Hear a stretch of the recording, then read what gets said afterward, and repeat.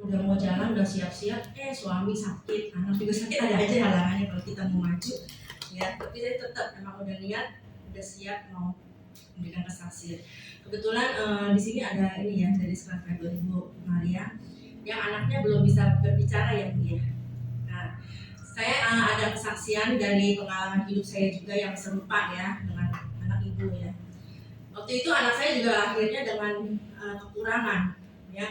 Kita sama mendapat anak yang spesial dari Tuhan.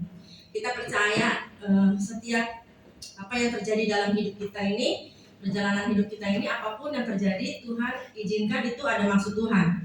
Ya, bukan karena suatu kebetulan atau enggak ada alasan gitu. Pasti Tuhan punya alasan kenapa kita begini, kenapa si A si B hidupnya begini, itu rancangan Tuhan namanya.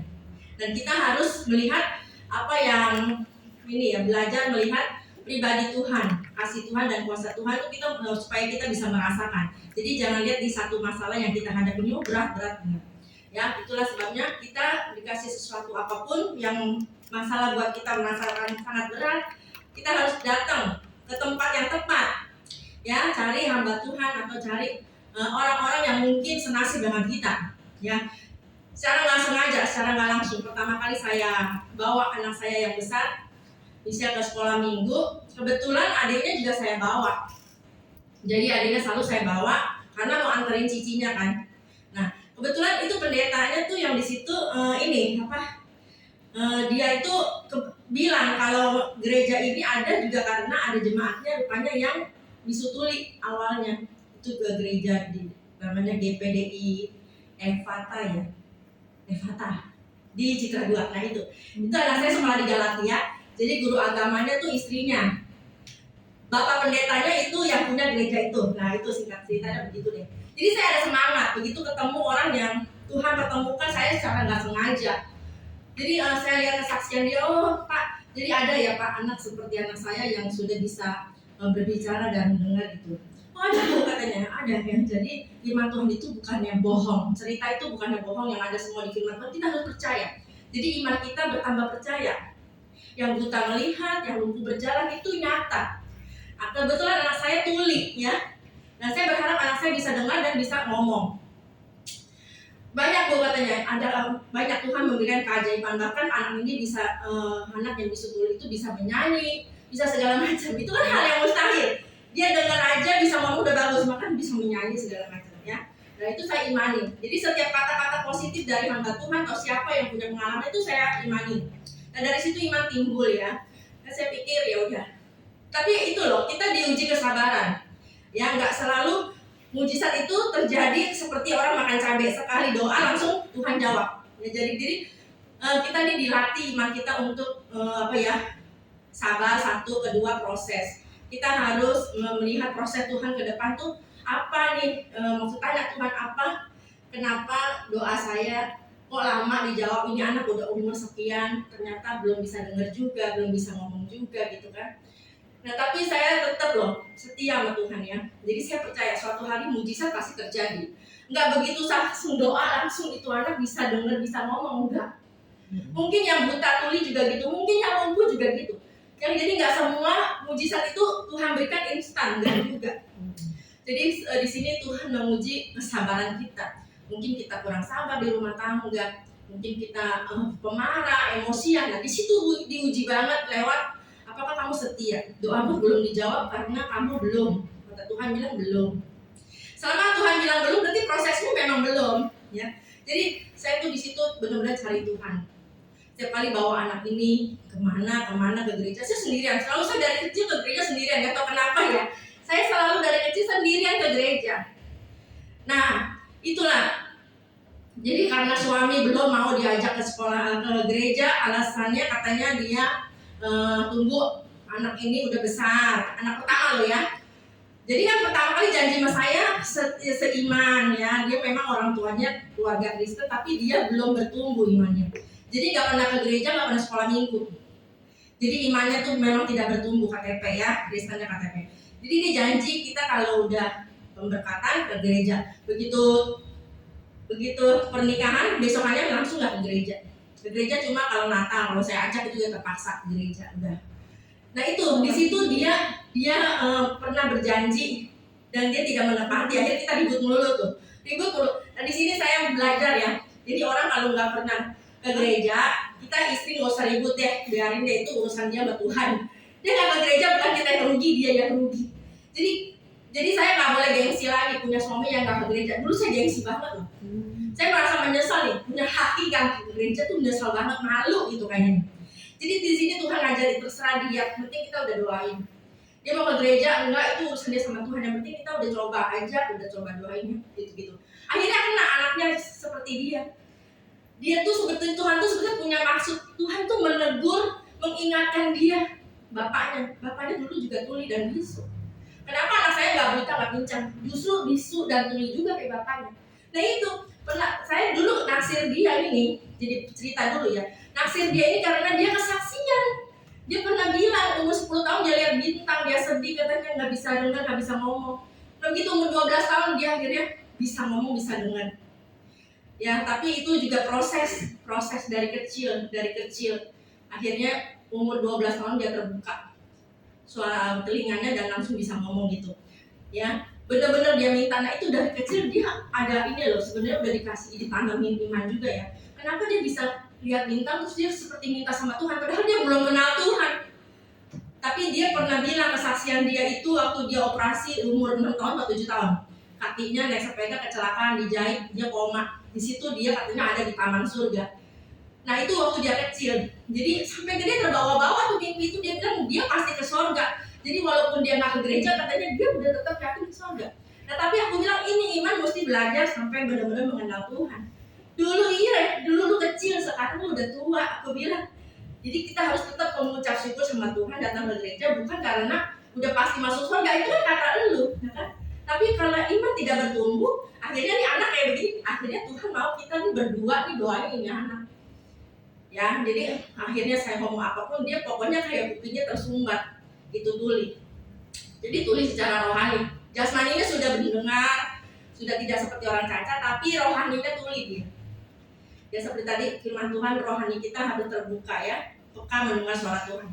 Nah itu, dia harus tiap hari belajar gimana saya sudah jatuh bangun untuk kesembuhan ini anak. Tapi saya tetap berusaha, tetap berdoa ini anak ya. Satu hari saya diajak ke KKR Paniko, di situ saya sengaja bilang anak ini kupingnya kayak gini. Jadi banyak telinga yang kupingnya sempurna, tapi dalamnya siputnya itu lubang itunya, bedah telinganya yang bermasalah. Tapi anak saya kasat mata memang kupingnya nggak normal. Jadi dalam luar emang nggak ada kupingnya nggak normal gitu ya. Jadi ini pendeta juga dengan iman berdoa. Sebetulnya ini mustahil buat Tuhan ya, mustahil loh buat Tuhan, telinganya nggak ada telinganya.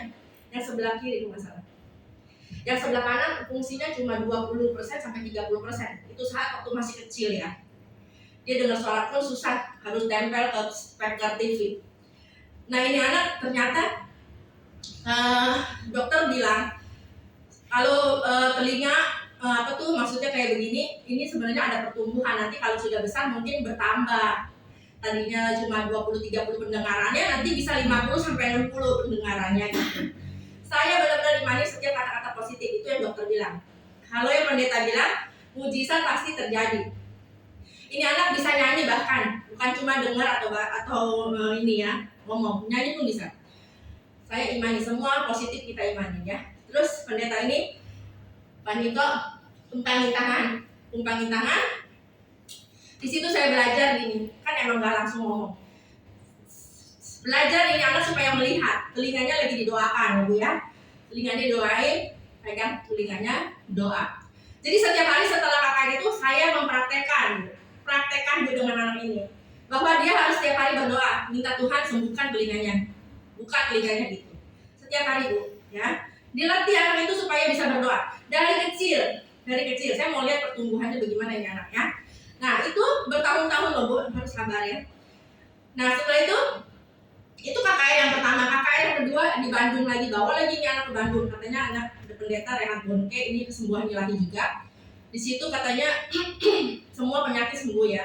Kita percaya semua penyakit sembuh kalau Tuhan menjamah dan kita imani, semua penyakit sembuh tanpa kecuali. Ya, tergantung proses, apakah 1 hari, 1 bulan, 1 tahun. Ternyata saya 10 tahun. Ya, benar-benar totalnya 10 tahun. Tapi ini anak belajar kata-katanya nambahnya waktu pertama kali terbuka tuh dengan Reinhard Bonnke. Tuhan kasih dia kuasa, bukan orangnya ya, bukan hamba Tuhannya. Tapi itu saat memang kita lagi AKR di situ, pulang AKR itu anak mulai berkata satu kata aja Bu, dari iman itu susah banget ya. Ini belajar benar-benar beriman. Itu anak berbicara cuma satu kata aja Bu, mama. Yang pertama kali dia buka, mama, ya. Begitu dia naik ke mobil, ada kucing, dia bilang aum. Udah, itu aja, mama dan aum doang. Tuhan, aku bilang, ya Tuhan tambahkan kata-kata untuk anakku, supaya jangan berkata-katanya cuma ini doang. Benar-benar loh, iman kita tertati-tati untuk membuat anak ini menjadi mujizat. Ya, jadi selama hidup dia ngomongnya cuma mama sama aum doang. Yang saya minta Tuhan, supaya setiap hari bertambah di kata-katanya. Ya, ternyata itu anak memang loh, pendengarannya katanya merekam dulu. Kalau anak telat berbicara ini, kalau kupingnya kan bermasalah. Jadi apa yang dia dengar, apa yang dia tangkap itu kan sedikit, tapi dia kumpulin dulu di otak dia rekam, dia kumpulin dulu sampai dia banyak. Dia makin sering itu kata-katanya makin jelas, lama-lama itu terucap sendiri. Lama-lama itu kata-katanya nambah. Nah, tapi ini anak mesti disekolahin. Ada yang bilang kalau mau lebih cepat itu ada sekolahan khusus Bu ya, SLD Tunarungu di Sutuli di situ. Itu khusus untuk anak-anak yang kayak macam si Esther ini. Jadi dia tuh belajar untuk berkata-kata, bukan cuma mendengar, tapi berkata-kata. Bukan pakai bahasa isyarat, bukan. Kalau anak di Sutuli umumnya kan pakai bahasa isyarat. Itu kan jadi orang tahu kamu di Sutuli, kamu kan pakai isyarat baru bisa ngomong, baru bisa komunikasi. Di sekolah itu bagus, jadi dia nggak ngajarin pakai bahasa isyarat, nggak boleh. Jadi harus berkata-kata di sekolah Katolik. Jadi dia mengajarin begitu, keluarin kata-kata. Karena kita udah pakai alat bantu dengar di sana ya, pakai alat bantu dengar, terus keluarin kata-katanya. Nah, gimana anak saya yang punya cuma 25% sampai 30% doang dengarnya? Yang ini tahu udah nggak bisa. Ini dokter udah lihat ini nggak bisa, ya. Jadi udah dibawa ke Singapura, sama ipar saya dicek, itu kuping mesti pakai implan baru bisa, karena ada tulang di situ, di dalamnya tertutup, bindang telinganya nggak ada, itu tertutup tulang dia punya ini. Nggak sempurna dia punya siput telinga ya. Jadi mesti dipakai implan, ditanam satu alat baru bisa dengar dengan alat. Tapi kita jadi ketergantungan dengan alat. Kita mesti setiap tahun balik untuk ini cek, untuk ganti itu alat atau apa, nggak ngerti deh saya. Saya bilang nanti kita jadi dikerjain sama giginya, saya nggak mau. Saya bilang saya lebih percaya Tuhan aja deh. Tuhan yang menciptakan dia kurang sempurna, Tuhan yang bisa jadi sempurna. Saya percaya Tuhan aja deh. Saya nggak mau dengan dokter yang harus kita bolak-balik, dan keluar biaya itu mahal, nggak gampang. 100 juta lebih itu kalau pasang implan. Belum lagi kita ke sana bolak-baliknya kayak gimana ya. Dan saya nggak mau, saya bilang dah. Untuk maksudnya cukup dengan ngecek aja, dokter di situ udah angkat tangan, udah nggak bisa jalan satu-satu cuma kayak gitu, saya nggak mau ya. Langsung saya balik ke Tuhan lagi aja, saya bilang. Ya kita beriman aja, berdoain aja ini anak sampai sempurna gitu. Ya akhirnya kita setia aja begitu, setiap di rumah doain. Kita harus beriman, ajak ngomong itu anak. Jadi walaupun anaknya ini diam, tetap kita ajak ngomong seperti dia orang normal. Jadi kita biasain gitu, jangan pakai bahasa isyarat, jangan. Tetap ajak ngomong aja ini anak. Begitu si Esther alat kupingnya nggak mau dipakai lagi, dia nggak betah loh ya. Pakai dari kecil tuh dia nggak betah. Jadi dia suka lepas-lepasin alat kupingnya itu rusak, sampai 2 kali beli rusak.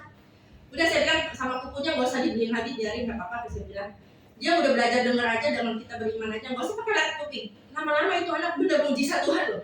Saya nggak bergantung sama dokter, karena udah nggak bisa dokter pun ya. Saya udah nggak mau ikutin dokter. Saya juga udah nggak bergantung dengan alat kuping, karena saya pikir percuma ini anak nggak mau pakai. Cuma yang ada dia lepas-lepasin tuh anak jatuh-jatuh, banting-banting cepat rusak, kan sayang jutaan. Sampai 2 kali beli akhirnya udah nggak mau pakai lagi. Nggak mau pakai lagi, saya bilang. Udah biarin aja nih anak dengan iman aja deh. Saya pikir saya selain ke Tuhan aja secara total. Nah di situ Tuhan lihat, begitu kita menyerahkan secara total, Tuhan baru bekerja. Kita cukup sekolahin aja itu anak, ya karena kalau sekolah kan memang diwajibkan, kan ilmu mesti masuk ya kan, bukan cuma sekedar baca, dengar aja atau ngomong, tapi ada ilmu yang dimasukin kan, kalau sekolah kan begitu ya. Nah cuma ini pelan-pelan, TK-nya aja 3 tahun, dia umur 7 tahun baru masuk TK selama 3 tahun, jadi umur 10 tahun baru lulus TK. Tapi nggak apa-apa, daripada dia nggak disekolahin ya Bu ya. Di situ anak umur berapa aja variasi Bu. Jadi tergantung kemampuan ini anak dengar atau bacanya sampai di mana gitu ya. Nah diikutin kelasnya, jadi umurnya macam-macam. Akhirnya setelah kelas 3 SD, si Esther berarti umur 13 tahun. Benar itu kejadian. Umur 12 sampai ke 13 dia tuh udah lancar berbicara. Bener-bener lancar berbicara, baca. Malahan dia suka bahasa Inggris. Bagus, bahasa Inggrisnya juga bagus. Komputernya bahasa Inggrisnya sama apa ya? Olahraga ada nomor 1, jadi dia kan suka gerak, nomor 1 olahraga. Dia suka. Pokoknya yang kegiatan-kegiatan yang gampang-gampang dia hafal tuh kayak gitu. Jangan yang hafal yang panjang-panjang, dia nggak bisa. Kalau hafal panjang-panjang dia udah nggak mau. Nah itu kurang nilainya. Jadi saya perhatiin pelajaran-pelajaran yang menonjol itu, ya. Akhirnya enggak aja, kita kalau udah begitu kita tahu, lesin aja komputer sama Inggris, nggak usah dipaksa kalau anak kayak gini. Jadi terserah dia mau kemana, itu dia punya pikirannya mau kemana ya. Nah Bu, jadi percaya ya Bu ya, kalau memangnya ini anak Tuhan berikan secara khusus, nggak apa-apa Bu, kita ikutin aja. Kita ikutin aja prosesnya Tuhan. Benar itu anak di umur 10 sampai 12 tahun, dia kelas 3 SD jadinya ya, sekitar umur 12 tahun masih kelas 3 SD. Harusnya kan lulus dari SD, tapi dia baru kelas 3. Tapi nggak apa-apa, di situ dia udah di sekolah itu dia udah bilang, ini anak boleh masuk sekolah normal, tapi ya tergantung umurnya masih bisa terima atau enggak gitu aja. Ya, seperti jadi orang lihat kalau Esther dilihat, lu anak lu kok masuk SLB, kenapa nih anak udah bisa ngomong gitu kan, udah seperti tidak seperti orang cacat ya ngomongnya, lidahnya juga tidak kaku. Nah saya bilang ini dia karena dari kecil udah dilatih, didoain terus dilatih supaya berbicara, jadi sama sekali tidak kaku lidahnya. Seperti anak baru ngomong itu, atau bisu tuli biasanya ngomongnya terbata-bata kaku, tapi Esther sama sekali lancar ngomongnya. Lancar ngomongnya seperti orang nggak tahu dia tuh pernah bisu tuli. Makanya kalau ada orang awam yang lihat di depan bilang anak kamu mungkinnya kayak gitu tapi bisa ngomong, iya amin puji Tuhan. Ya kadang-kadang kita kalau mau bilang anak ini sekolah di SLB tunarungu, dia bilang kenapa kalau anak kamu kan enggak. Thank you teman-teman sekerja Allah. Besok kita akan pelayanan ke Kota Serang, membawa sembako, makanan, dan lain-lain. Kiranya Tuhan Yesus memberkati semua sumbangan, dana-dana yang masuk, biarlah boleh menjadi berkat. Banyak jiwa-jiwa diselamatkan, dimenangkan. Kaum Kedar Nebayot akan menerima keselamatan. Haleluya, amin.